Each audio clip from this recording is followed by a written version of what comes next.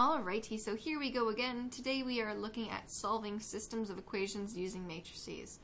So hopefully after yesterday you are all now masters of using and creating the inverse matrix. So whether you're doing it by hand for 2 by 2, or we also looked at using the CAS to help you find the inverse. Now, as of yesterday it was just find the inverse. Today we want to actually get to using it.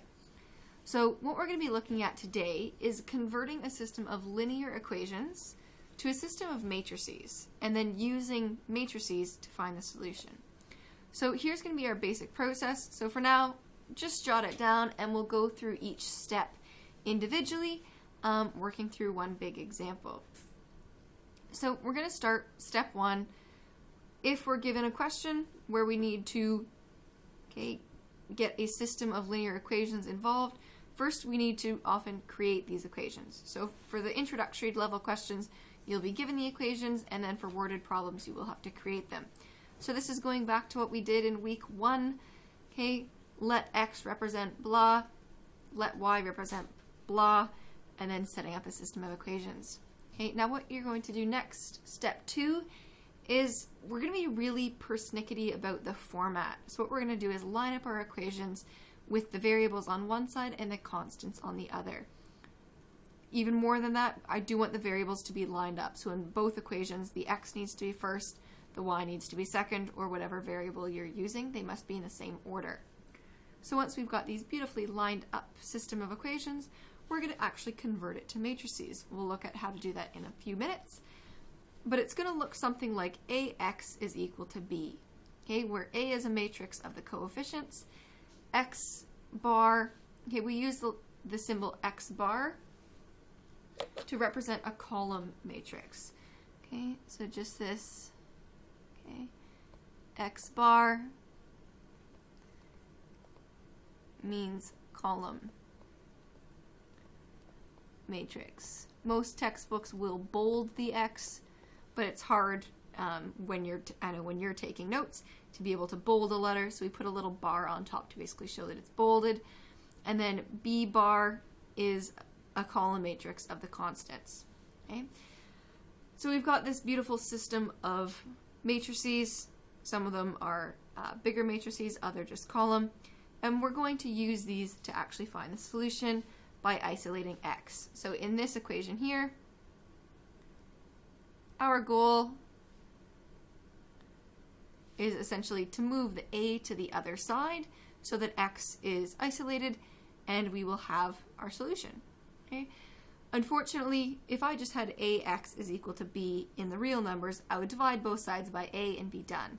But we don't have per se division for matrices, so what we need to do in order to isolate this little x here is a little bit more involved. And it's going to involve that beautiful inverse that you looked at yesterday.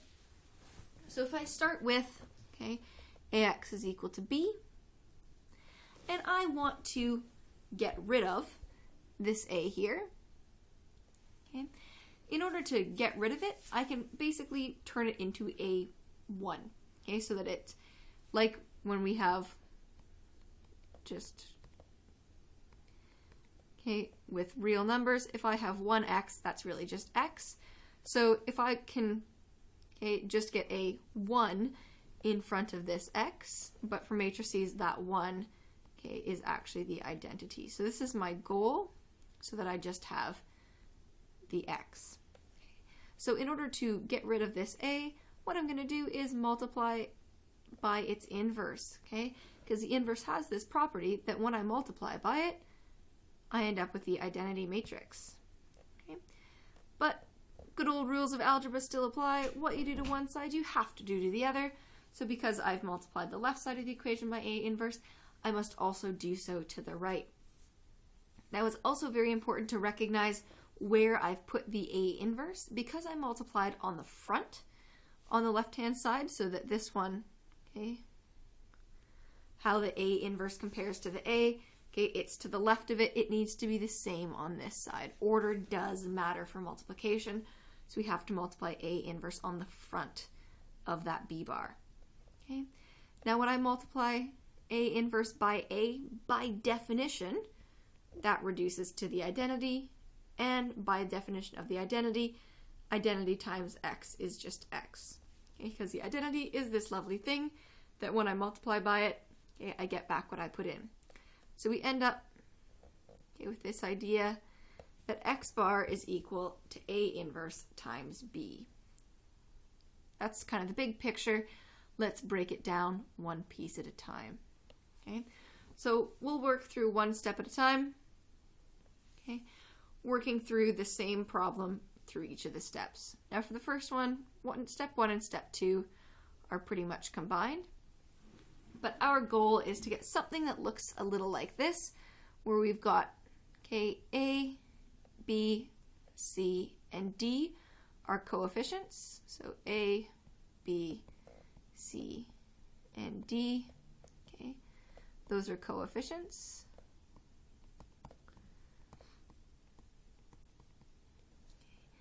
X and Y, those are variables. So that's what I'm looking for. You can choose to use whatever variable you would like. It doesn't have to be X and Y. And then E and F are constants.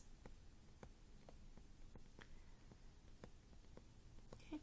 So our goal is to create a system of equations that looks something like this, where my variables are lined up, one on top of the other, and I've got my constants on the one side all by themselves.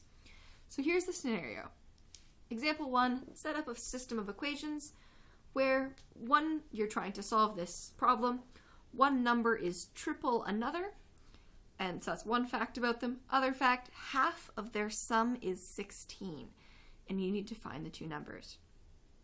So as we did back with our very first topic, when you're given a question and you're looking for two variables, I would really like you to write let statements. This one is as simple as let x represent the first number, let y represent the second number. So, okay, you can choose to have a think and pause and reflect on why this is, but my first sentence, one number is triple another, okay? So if I have one number, I triple it, I get the other number. So if I take,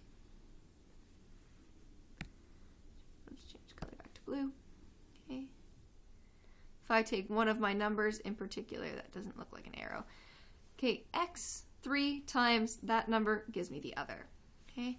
And then the other statement, half of their sum is 16. So their sum means add. So when I add them together, okay, that's x plus y is their sum. Half of their sum would be x plus y over 2, okay, and that is 16. So we get our two equations. 3x is equal to y, and 3 plus y over 2 is equal to 16. Now, those equations don't quite meet our standards for prettiness right now. We would like them to be lined up. So we're just going to rearrange equations a little bit. Okay. So I want to have all the variables on one side meeting in that equation 1. The y needs to move over. So I'm going to subtract y from both sides to give me 3x minus y is 0. Okay, because y minus y is 0. And then on this side, it's nearly there, but I do want to have the coefficients very clear. So I'm going to write that as 1/2 of x plus 1/2 of y is equal to 16. So I've got that written a little prettier below. Okay. So again, what's really important is that, okay, my variables line up and my constants line up. Constants are on one side, variables are on the other. So that's the first step of our scenario, is being able to set up a system of equations of that format. Okay, now the reason we need to set it up that way is so that we can do step 3. So what's going to happen is the coefficients, again, coefficients are the numbers in front of the variables, so the coefficients become A. So this matrix we're going to create is going to be a 2 by 2 in this scenario, holds all the matrices, the matrix holds all of the coefficients. Okay, then we create another column matrix, of the variables and another column matrix of the constants. So let's take a look at what that might look like. A little bit. Okay. So if I have ax plus by equals e and cx plus dy equals f, the coefficients, so a, b, c, and d. Now the reason I was really neurotic about how to line them up is so that we can very cleanly, okay, make a matrix which is a, b, c, d, which holds the coefficients. We multiply that, okay, by a column matrix holding the two variables, and then the coefficients sit, the constants sit in another column matrix. Now, I've written here by definition of matrix multiplication. So you might look at this and say, okay, I'm willing to trust her, but I'm not really sure why this works. If we were to actually follow through with matrix multiplication, we would do first row times the column. I would do a times x, which would give me the ax. And then I would do b times y, which gives me the by. Then I would do, okay, second row times the column, okay, cx plus dy, and then that's equal just across. First row is equal, and then the second row is equal. So this does actually work out that if I've lined up my equations in that lovely way, I can just really quickly translate it to a matrix. So this is my system that I had before. 3x minus y is equal to 0, and 1/2 x plus 1/2 y is equal to 3. So the coefficients are 3. Okay, what's hiding right in front of the y? Well, that's really a 1. Okay, so 3, -1, 1/2, and 1/2.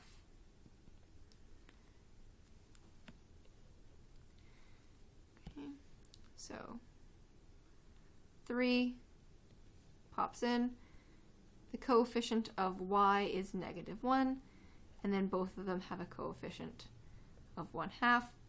Okay, then I multiply it by a matrix which has my variables, and then the constants go in a column matrix just chilling by itself on the other side. Okay, so it is quite quick to convert, provided you've done that step of aligning them properly. Okay, now here's kind of a little disclaimer. Provided that an inverse exists, we can solve using the inverse. So we saw when we were looking at systems of linear equations, we sometimes have these scenarios, okay, two parallel lines.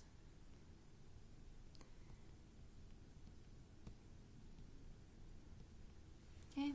When I have a set of parallel lines, there is no point of intersection, so there is no solution. Similarly, you might set up this beautiful matrix, but originally it was representing two lines which were parallel and non-intersecting, so there was no solution to begin with. Okay, so just because you can set up a system doesn't mean it has a solution. So suppose we do have these scenarios where the inverse does exist. We want to isolate x, so want to get rid of the a by multiplying by its inverse on the front. Again, I emphasize why that was above. And of course, what we do to one side, we must do to the other. Okay, so let's go through actually working through solving this beauty right here, which is 3, -1, 1/2, 1/2 times xy over 0.16.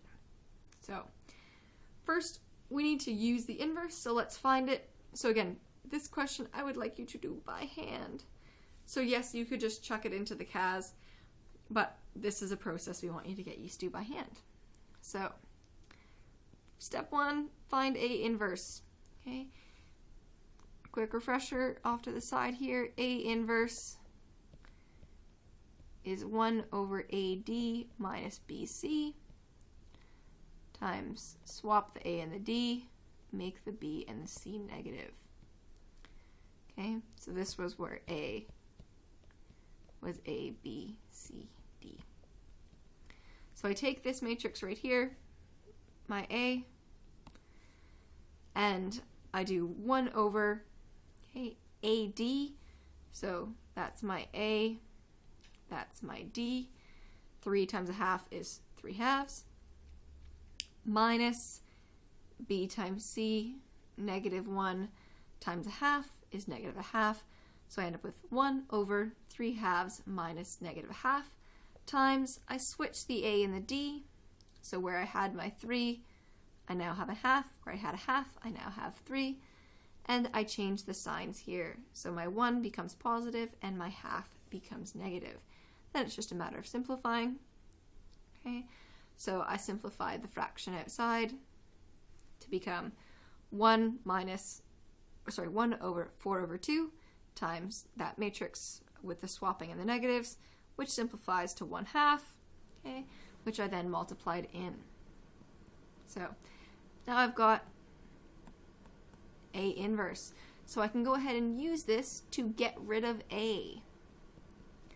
So I start with, okay, my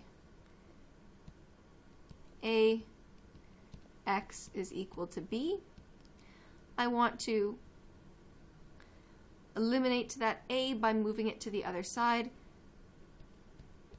What I do to move it is I multiply by A inverse. Really important that because A inverse is on the left side here, it's also on the left here, because order really matters when we're doing matrix multiplication. Then it's a matter of actually doing the multiplication. So I would go ahead, first row times first column. 3 times 1/4 is 3/4, plus 1/2 times 1/2, which is 1/4. 3/4 plus 1/4, so that would be 3/4 plus 1/4. Many of you can just do that in your head. That's 1. Okay. Then we're going first row times second column. 1/4 times -1 is -1/4, plus 1/2 times 1/2, so that becomes -1/4 plus 1/4, or 0.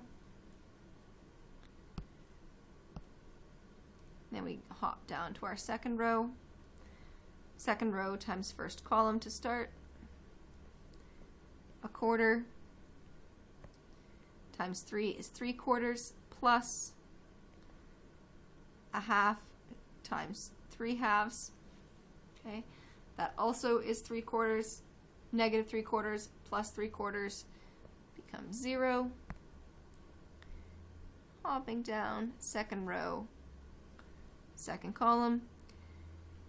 -1/4 times -1 is +1/4, plus 3/2 times 1/2 is 3/4. 1/4 plus 3/4 is 1. Okay, so I'm a happy camper. I did find my inverse correctly, because when I've multiplied, I've gotten the identity. Now, again, on the other side as well, I can simplify here. So let's black. So if I do the first row, I get 1/4 times 0, which is 0, plus 1/2 times 16. 1/2 of 16 is 8. 0 plus 8 is just 8. And then I hop down and do second row times the column. -1/4 times 0. Okay, that's still just 0. Plus 3/2 of 16. 3/2 of 16 is 24, so that just becomes 24. And because I'm multiplying by the identity, well, the identity is really just 1, so I just end up with, okay, xy is equal to 8/24. Now, please don't leave it as that. Okay, the question going way back earlier was what were the two numbers. So if you tell me what x and y are, that actually has no relevance. So we do need to state a solution. Okay, the two numbers are 8 and 24. Okay, so that's a full introduction to why the heck we went about finding this inverse thing. It wasn't just for kicks and giggles. Okay, it does have a really great application of being able to solve systems of equations by using the inverse.